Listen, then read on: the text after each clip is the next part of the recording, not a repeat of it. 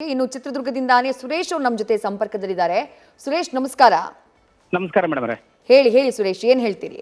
Madam ಅವರೇ, ನಾನು ಮೊದಲನೇದಾಗಿ ಇದು ಪೊಲೀಸ್ ಡಿಪಾರ್ಟ್ಮೆಂಟ್ಗೆ ಆಪ್ ಹೇಳಬೇಕು. ಯಾಕಂದ್ರೆ ಆದಷ್ಟು ಅದು ಅದು ಒಂದು 2 ದಿನದಲ್ಲಿ ಆ ಪತ್ತೆ ಮಾಡಿದಾರಲ್ಲ ಅವ್ರಿಗೆ ಆಪ್. ಎರಡನೇದಾಗಿ ಈ ದುಷ್ಟ ಗ್ಯಾಂಗ್ ಏನಿದೆಯೋ ಈ ಯಾವುದೇ ಕಾರಣಕ್ಕೂ ಬರಕ್ ಬಿಡಬಾರ್ದು, ಇವ್ರಿಗೆ ತಕ್ಕ ಶಿಕ್ಷೆ ಆಗ್ಬೇಕು. ಯಾವುದು ಮತ್ತೆ ಸರ್ಕಾರ ಲೇಟೇ ಮಾಡಬಾರ್ದು. ಯಾವ್ದು ಲೇಟ್ ಮಾಡಿಬಿಟ್ರೆ ಬೇರೆ ಬೇರೆ ಅಡ್ಡದಾರಿಗಳನ್ನ ಹಿಡಿತಾರೆ ಇವರು. ಸರ್ಕಾರ ಯಾವುದೇ ರೀತಿ ಇವರಿಗೆ ಸಪೋರ್ಟ್ ಮಾಡ್ದಲೆ ದಯವಿಟ್ಟು ಇವರಿಗೆ ತಕ್ಕ ಶಿಕ್ಷೆ ಆದಷ್ಟು ಬೇಗ 6 ತಿಂಗಳೊಳಗೆ ಆಗಬೇಕು. ಆ ಫ್ಯಾಮಿಲಿಗೆ ಒಂದು ನ್ಯಾಯ ಬೇಕು. ಆ ನ್ಯಾಯ ಸಿಕ್ಕರೆ ಯಾವುದೇ ಕಾರಣಕ್ಕೂ ಈ ದುಷ್ಟ ಗ್ಯಾಂಗ್ ಇದೆಯಲ್ಲ, ಡಿ ಗ್ಯಾಂಗ್ ಇದೆಯಲ್ಲ, ಅದು ಡಿ ಗ್ಯಾಂಗ್ ದುಷ್ಟ ಗ್ಯಾಂಗ್ ಇದು. ಇದರಿಂದ ಈ ಅಭಿಮಾನಿಗಳು ಒಂದು ದೊಡ್ಡ ಪಾಠ ಕಲಿಬೇಕು. ಇದರಿಂದ ಕೆಟ್ಟ ಗುಡ್ಡಗಳು ಈ ಫ್ಯಾಮಿಲಿಗೆ ಒಂದು ಆ ಸಾವಿನ ಒಂದು ಧೈರ್ಯ ತಂದ್ಕೊಡ್ಲಿ. ಈ ಆದಷ್ಟು ಸರ್ಕಾರ ಯಾವುದೇ ಕಡೆಗೆ ಇನ್ವಾಲ್ವ್ ಆಗ್ದಲೆ ದಯವಿಟ್ಟು ಇವರಿಗೆ ಸತತ ಒಂದು 6 ತಿಂಗಳೊಳಗಡೆ ದಯವಿಟ್ಟು ಅವ್ರಿಗೆ ಶಿಕ್ಷೆ ಆಗ್ಬೇಕು. ಗ್ಯಾಪೇ ಕೊಡಬಾರ್ದು. ಇಷ್ಟು ಹೇಳಕ್ ನಾನು ಇಷ್ಟಪಡ್ತೀನಿ ಮೇಡಮ್.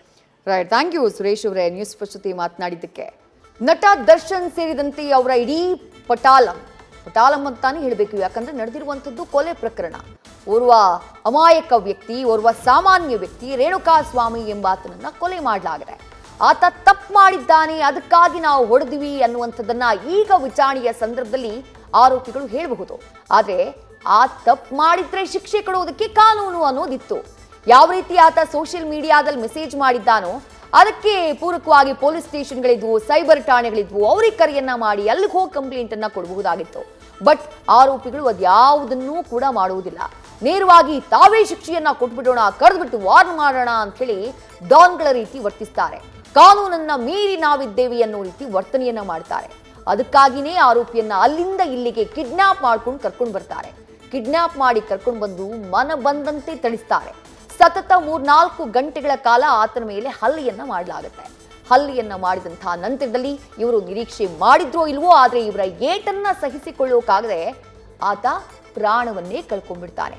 ಅದಾದ ನಂತರ ಏನೆಲ್ಲ ಆಯ್ತು, ಪ್ರಕರಣದಲ್ಲಿ ಯಾರ್ಯಾರು ಅರೆಸ್ಟ್ ಆದ್ರು, ಯಾರ್ಯಾರ ಪಾತ್ರ ಏನು, ಎಲ್ಲವೂ ಕೂಡ ಒಂದೊಂದಾಗಿ ಬೆಳಕಿಗೆ ಬರ್ತಾ ಇದೆ.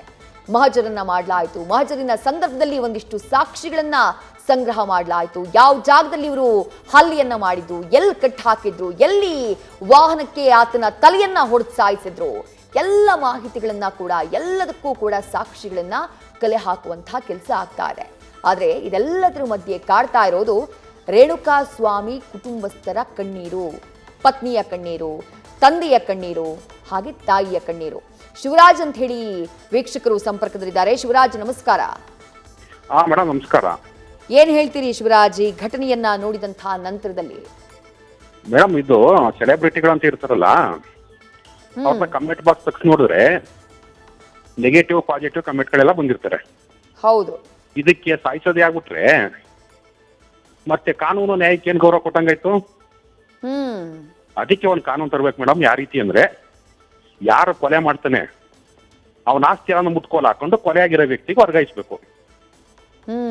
ಅದೇ ಕಠಿಣವಾದ ಶಿಕ್ಷೆ ಅವರಿಗೆ ಗಲ್ಲು ಶಿಕ್ಷೆ ಕೊಟ್ಬಿಟ್ಟು ಕೊಲೆಯಾದ ವ್ಯಕ್ತಿ ಇರೋಂತ ಆಸ್ತಿಗಳನ್ನು ಈ ಕೊಲೆ ಮಾಡ್ತಾರಲ್ಲ ಇವರ ಆಸ್ತಿಯನ್ನು ಮುಟ್ಕೋಲ್ ಹಾಕೊಂಡು ಅವ್ರಿಗೆ ವರ್ಗಾಯಿಸ್ಬೇಕು. ಆ ರೀತಿ ಕಾನೂನು ತರ್ಬೇಕು ಮೇಡಮ್. ಆವಾಗ ಕೊಲೆ ಕಮ್ಮಿ ಆಯ್ತದೆ. ಇವ್ರು ಇಷ್ಟ ಬಂದಾಗ ಮಾಡೋದಾದ್ರೆ, ಹಿಂದೆ ರಾಜ್ಕುಮಾರ್ ಅವ್ರು ಇದ್ರು ಮೇಡಮ್, ಅವ್ರು ಎಲ್ಲಿ ನಮ್ಮ ಅಭಿಮಾನಿಗಳು ತೊಂದರೆ ಆಗ್ಬಿಡ್ತು ಅಂದ್ಬಿಟ್ಟು ಒಂದು ಸಿಗರೇಟ್ ಸೇದೋ ಪಾತ್ರನೂ ಮಾಡ್ತಿದ್ದಿಲ್ಲ, ಮತ್ತೆ ಒಂದು ಎಣ್ಣೆ ಕುಡಿಯೋ ಪಾತ್ರನೂ ಮಾಡ್ತಿದ್ದಿಲ್ಲ. ಅವ್ರದ ಒಂದು ಕಾನೂನು ಧೂಳ್ಗೂ ಸಮಯ ಇಲ್ಲ ಮೇಡಮ್ ಈಗಿನ ಆಕ್ಟ್ಗಳು.